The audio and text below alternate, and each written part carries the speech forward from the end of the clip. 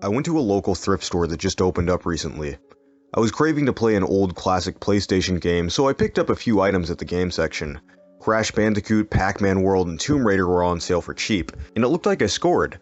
I was about to head out until I came across a very interesting disc. The cover was blank, in fact, and the disc only had an image of a sumo wrestler on it, and the back had Crayola marker text behind it that said, "Do not play," in red ink.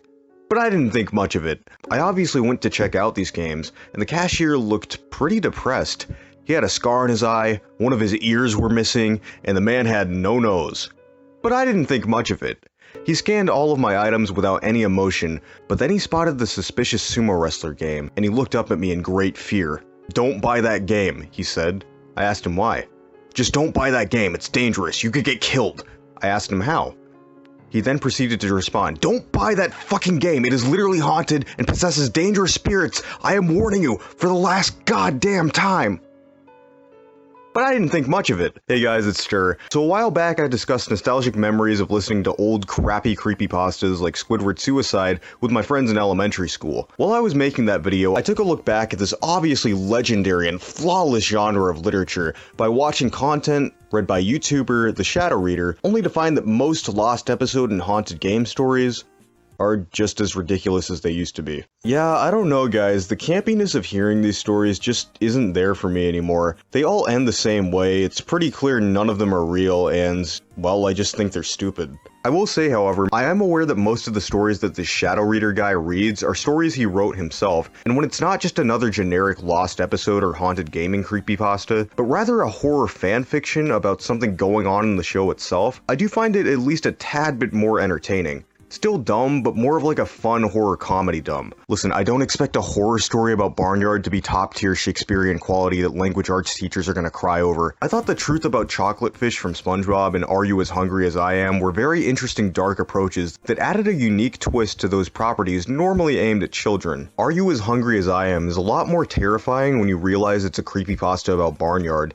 and The Truth About Chocolate Fish gives you a different perspective of such a small background character in a children's series. I guess I could just go on fanfiction.net and find some horror story about Blue's Clues written by some college student on a Saturday night alone with a FNAF tattoo, but it's much more charming when you hear someone telling a story on YouTube using Windows Movie Maker rather than just reading one. Speaking of Windows Movie Maker and Microsoft Paint, does anyone else remember these videos? SpongeBob SquarePants Saw? Sounds pretty dumb, right? That's because it is. But I do remember being genuinely terrified by these videos, just like those creepypastas. Those videos came out over 12 years and Jesus Christ! I am freaking old and I'm not even a 90s kid. To be 100% fair, it does make sense why these videos were made with Windows Movie Maker and Microsoft Paint, because this was during the early stages of YouTube. A much more simpler time when people would use primitive technology instead of making, well, this. This led to other SpongeBob horror animations on YouTube, and I'm not gonna lie, some of them are actually pretty good. There's this one series of videos made by YouTuber Hydroling that parodies Clue and the Family Guy episode that also parodies Clue, but surprisingly it's actually pretty good because they combine all different cartoon series characters and there's a really neat twist at the end. I won't spoil it so you can go see for yourself. There's also this really good horror series about SpongeBob characters getting locked in the Krusty Krab trying to protect themselves and not go insane during a zombie apocalypse. And again, it's weirdly entertaining. I mean, there are really bad spelling errors, but I'm not a grammar Nazi. Don't get me wrong, some of these videos are bad, like really bad, but it's that same kind of horror comedy dumb. But now on to the main dish of this video. Are lost episodes of cartoons real? No, of course not. What the hell are you on? However, there are some interesting dark stories regarding lost animation. Today I decided to look at the Lost Media Wiki and find some of the darkest lost episodes of cartoons. Or at least allegedly dark. This video might seem dated in the future, by the way. But I'm in quarantine, I don't have anything else to do, so let's just do this for the hell of it. I'll be reading this off of the Lost Media Wiki itself. Here we go.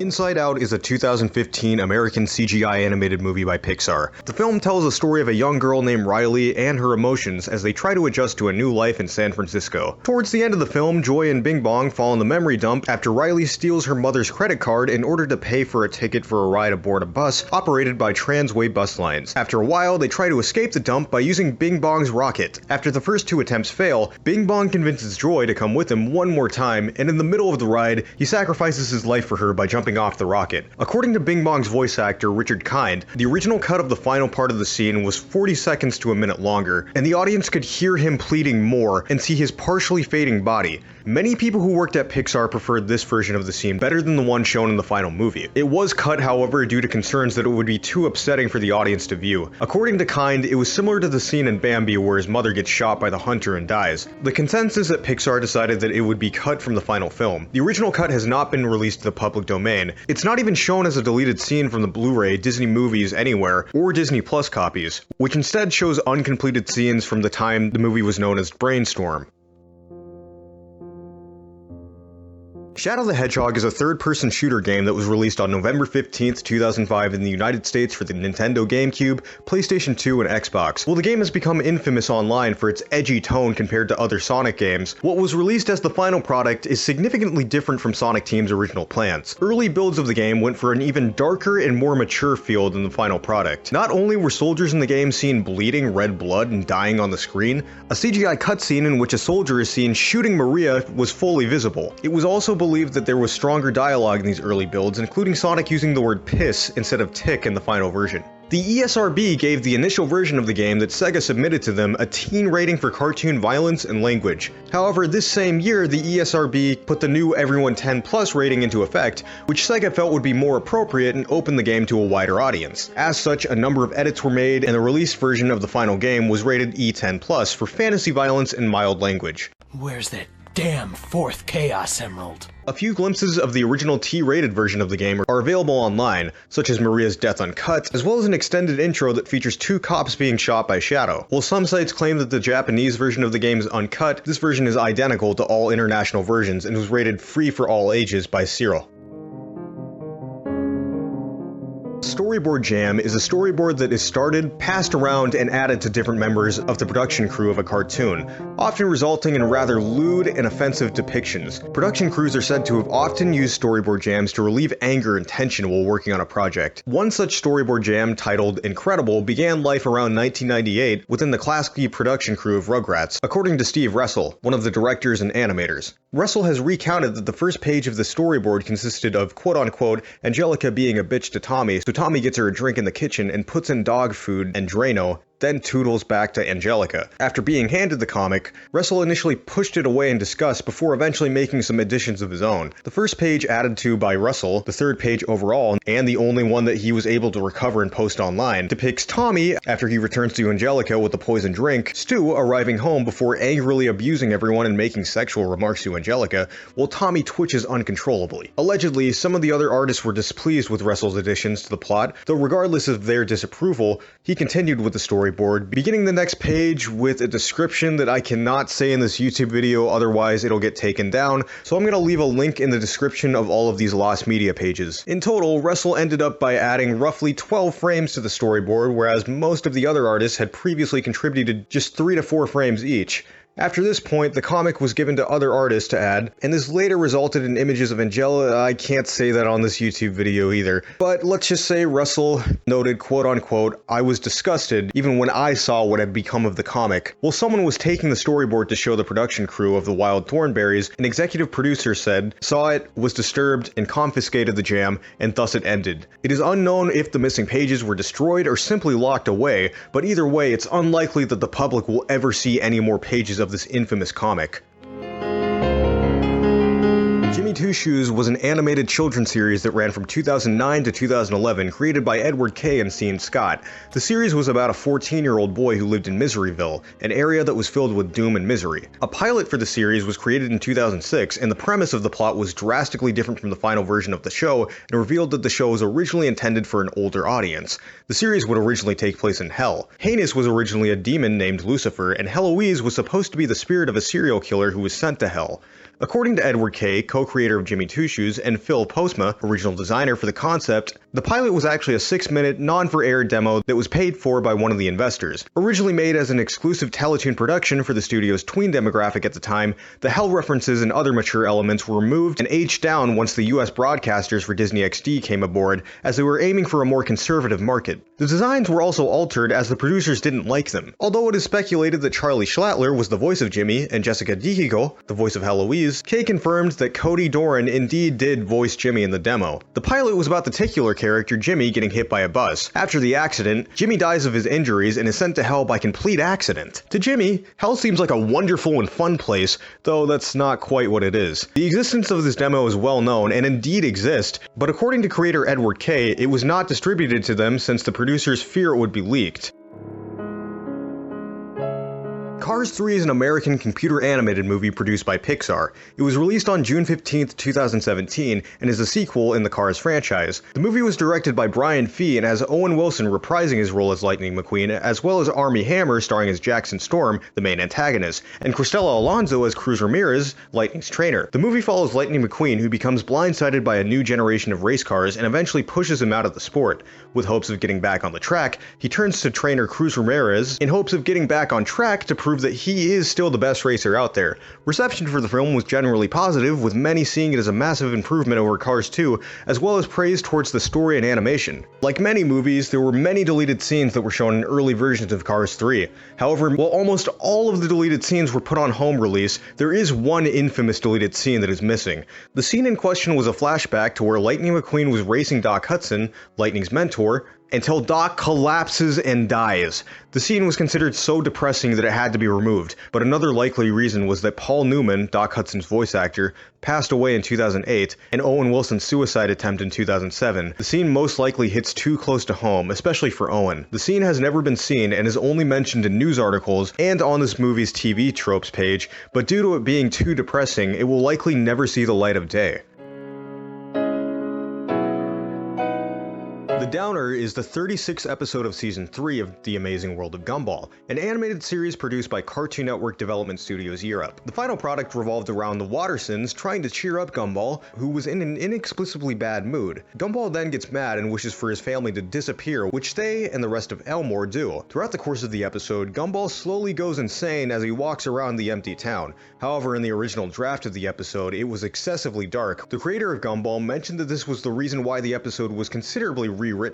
As of yet, details concerning the original draft haven't surfaced anywhere online, and the only mention of it was on the creator's Twitter in a conversation with one of the fans of the show. While Lost Media Enthusiast's spare time was doing some research, I was doing a bit of digging around and I found a poorly translated script for the original draft. He then sends a link to SB Mania, another forum site. He says attached is a YouTube link that states, "This video is no longer available because the YouTube account associated with this video has been terminated. This could exist," end quote.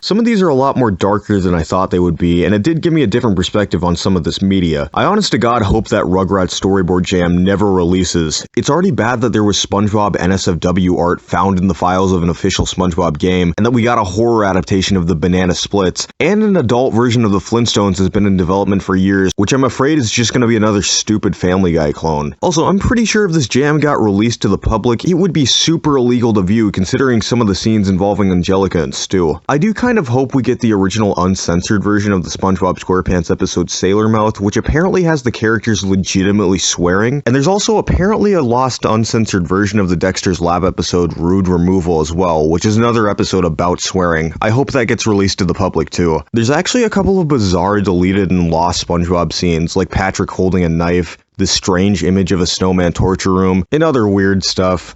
And also, what the hell is going on in this photo? Personally, I never really liked Jimmy Two Shoes and always saw it as a knockoff of SpongeBob SquarePants, but even as a kid, I was always curious about the similarities to hell.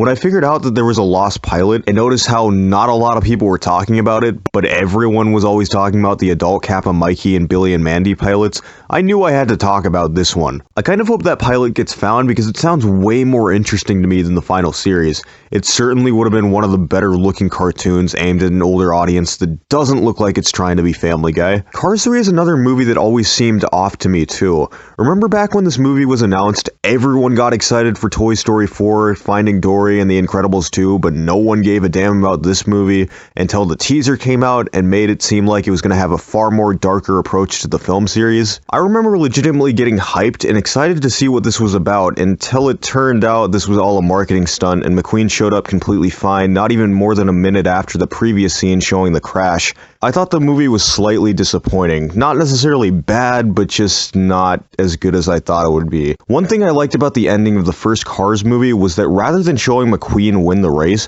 he actually stops before beating everyone just to help the king finish the race after he crashed. That's not really the typical ending you'd expect in these movies. I feel like the deleted scene where McQueen let Cruz win the race at the end of Cars 3, like the original script intended, would have been a lot more realistic and would have been a more proper ending to the Cars franchise. There's also a deleted scene where the character Sterling, no not me, confronts Lightning about how he's nothing more than a brand, and it's a very emotionally driven, sad point of the movie. I don't necessarily want the Doc death scene to be revived if it affects Owen Wilson, but I honestly kind of wished all of these deleted scenes were featured in the final film, as they would have lived up to my expectations of it, even without the crash scene being a darker part of the film. Also, fun fact, according to Jay Ward, the creative director of Cars, the theory about Cars taking place during a post-human setting where Cars replaced humans was actually true. Shadow the Hedgehog, I could have lived without the T-rated version of the game, though I am genuinely curious as to what else was cut from it. An unpopular opinion, but I kind of do wish there was more edge brought into the American version of Sonic games, because I was a little bit disappointed that the Sonic movie didn't follow up with the PG-13 rating like it was initially supposed to,